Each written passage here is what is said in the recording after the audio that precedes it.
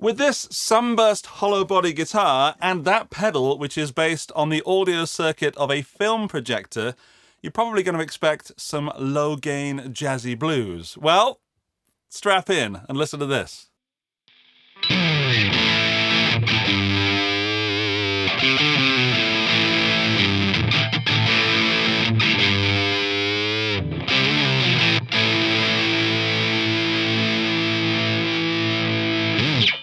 Yeah, that is the sound of the 385 Mark II from Walrus Audio. I played its older brother, the original 385, whilst I was on an island in the Philippines with my friend Perfecto, and I knew that that pedal was special. There was something different about it. And now Walrus Audio have updated it, improved it, made it all new and shiny, and given us the Mark II. But before I go into any details of the where, why, who, what, and when, let's have 5 top tones from it.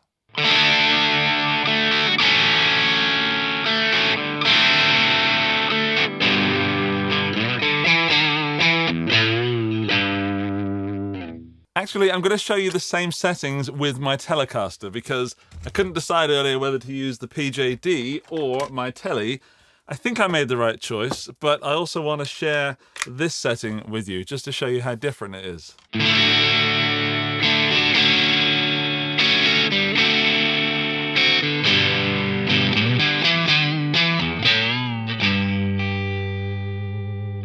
Yeah, it's big and bright, right? And that's the neck pickup. Listen to the bridge.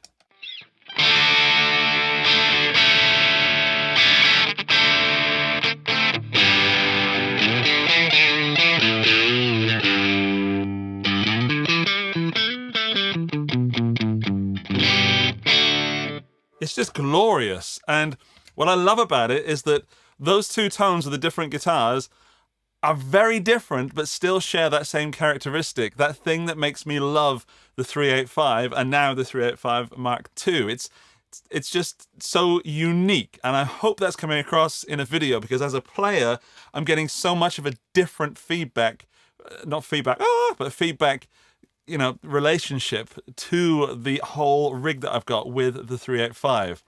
Yeah, so I love it, but let's move on to another tone.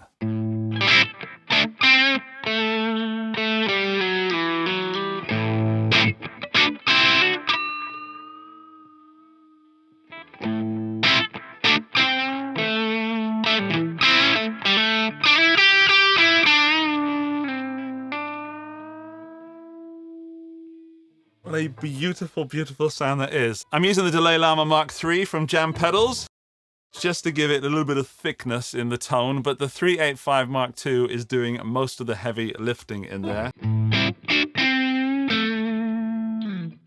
Beautiful.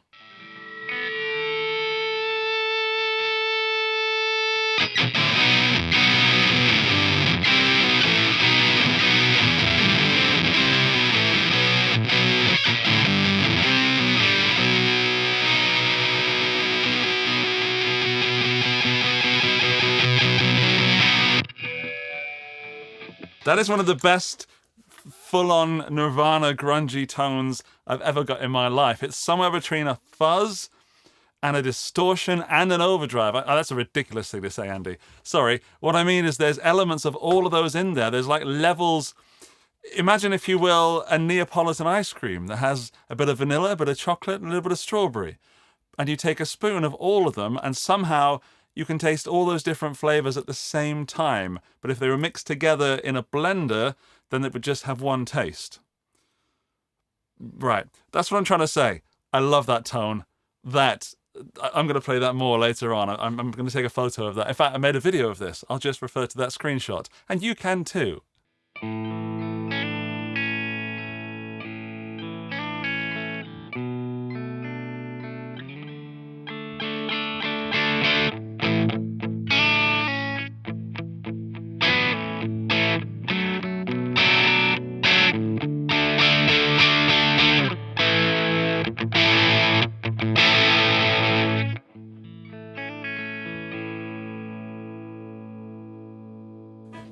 I know I'm extremely positive about this, but the dynamics in that, it's reacting to everything I do.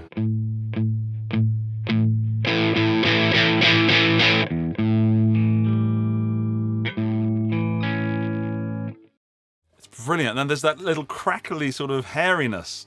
Amazing. Oh, it's making some noise though. It is a fairly high gain pedal, so therefore there's a lot of noise going on. But if that's the payoff for having those tones, I'm good with it. Let's do one more.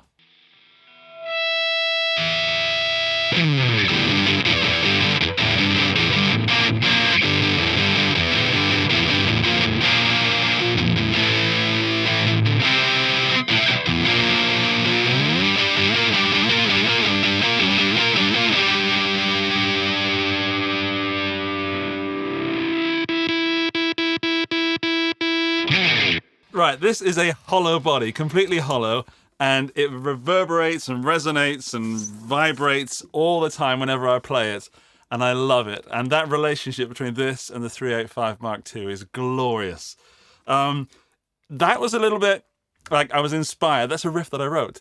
A little bit Foo Fighters at the beginning, and it went into some sort of fast, like Kyuss if it were fast, but not quite Queens of the Stone Age and Eagles of Death Metal. So that's the inspiration behind that riff, and thanks for asking. But that pedal is doing it all. Imagine that without the pedal.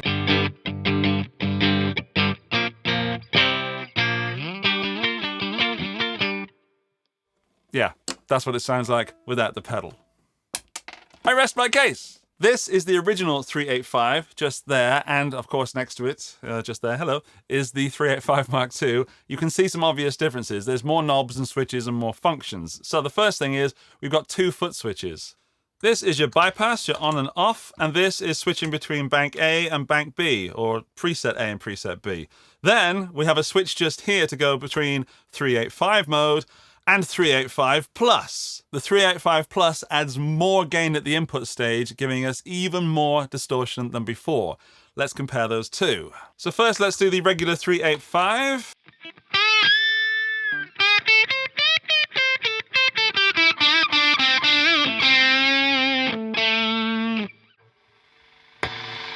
●385 plus.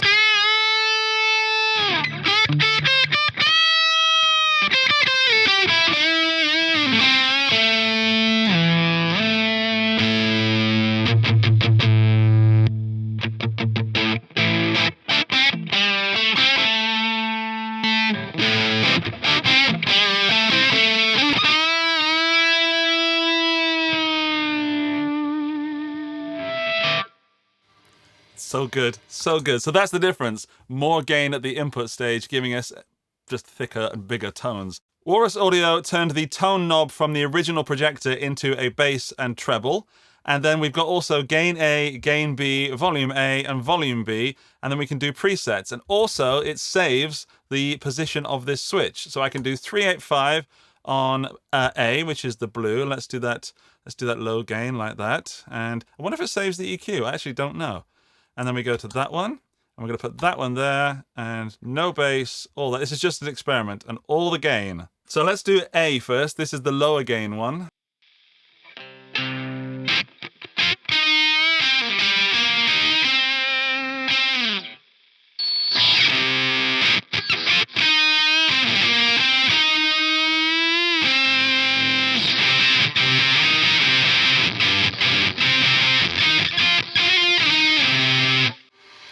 That's thin and nasty because I took all the bass out, but there's still a place for that. Let's put all the bass up now, and all the trebles. This is a mid scoop.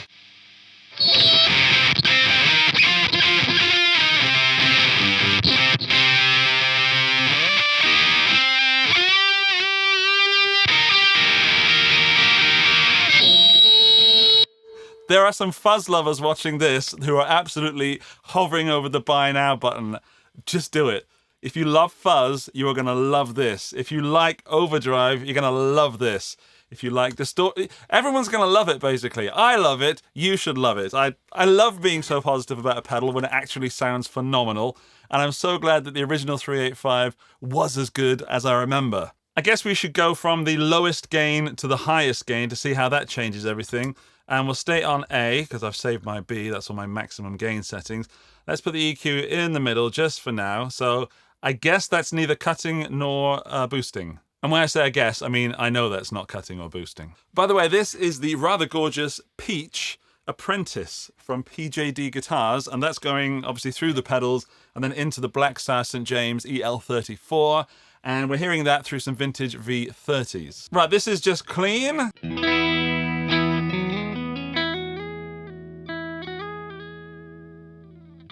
Let's do the lowest gain possible.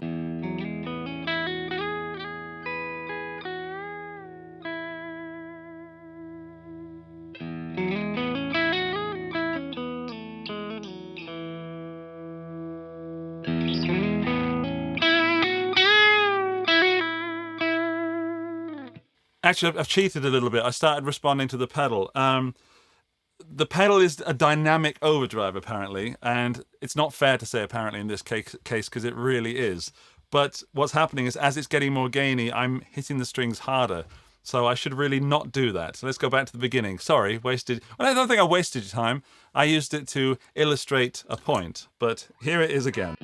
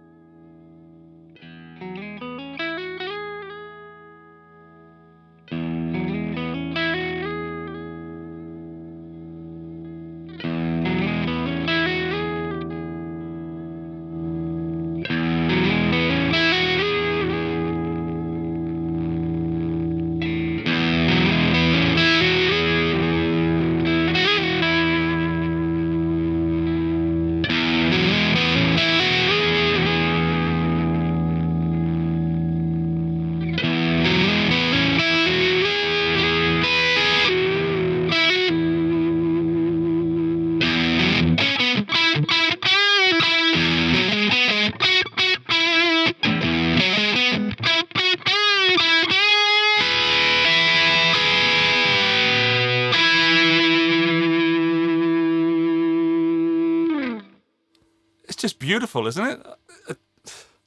Right, I need to do the 385 plus setting now. So I'm going to take that all the way to the bottom and then put it 385 plus. Remember, here's the clean.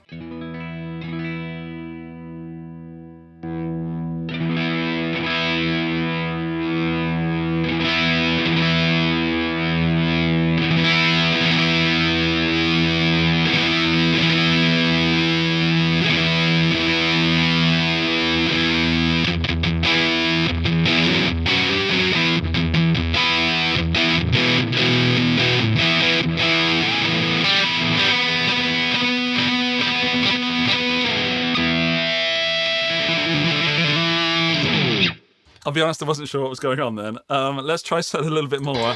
Some chunking.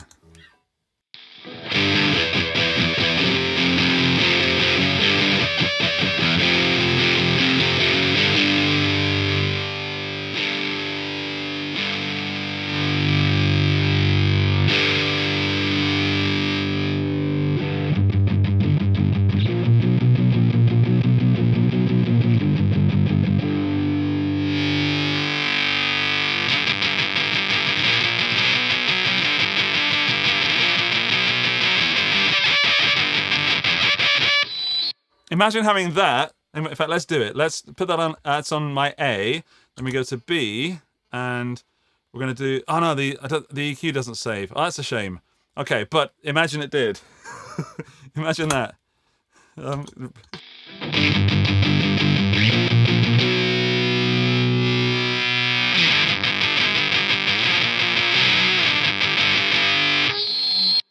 Yeah. So. That if you're recording something, it sounds a lot like one of the Supro amps that I tried fairly recently, and that makes sense because the original 385 film projector had a small little circuit and a small little box, and it looked a bit like a Supro. So if it looks like a Supro on the outside, it must look like one on the inside, right? No, I obviously not. But I wish I could just start this video, say, buy this pedal because, and then play it, and then say, thanks very much, and then that's the end of the video. And I wish I'd done that because that would have given you exactly the same message. But I've just had more fun, and maybe you have also.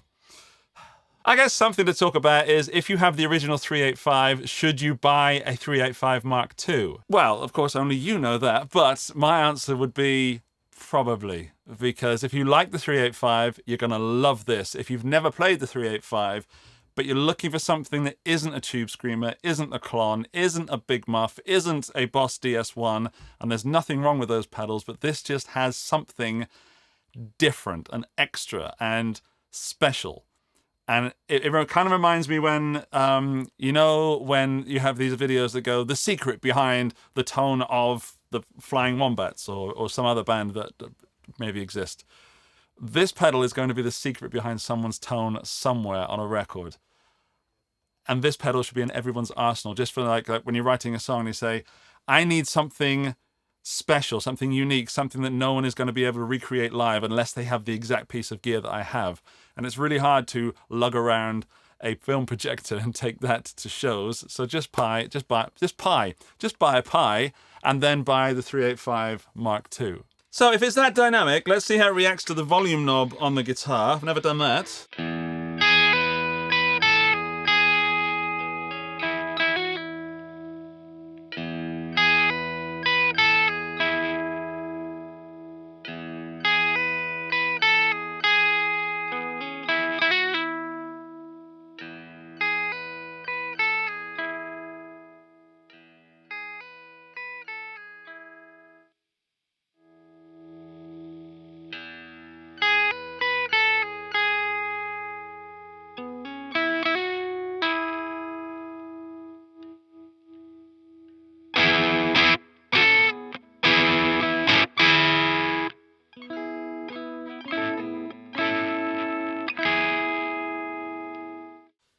Yep, does that as well. So what I love about this is the way that it's affecting my playing, and I'm hovering over the strings with the pick like, I gotta get this exactly right, otherwise it's going to be wrong. Whereas with other drives and distortions and fuzzes, there's a little bit of play in them, in that you can hit it, let's say hitting the hardest is 10 out of 10, and 0 is the lowest, you know, really just, no, 0 is not touching the strings. Then if you hit most distortion and overdrives between, like, say, let's say a 7 and a 9, then they're going to sound roughly the same. But with this, the difference between a 7 and a 9 is night and day. This is, let's forget the numbers, but here's my point.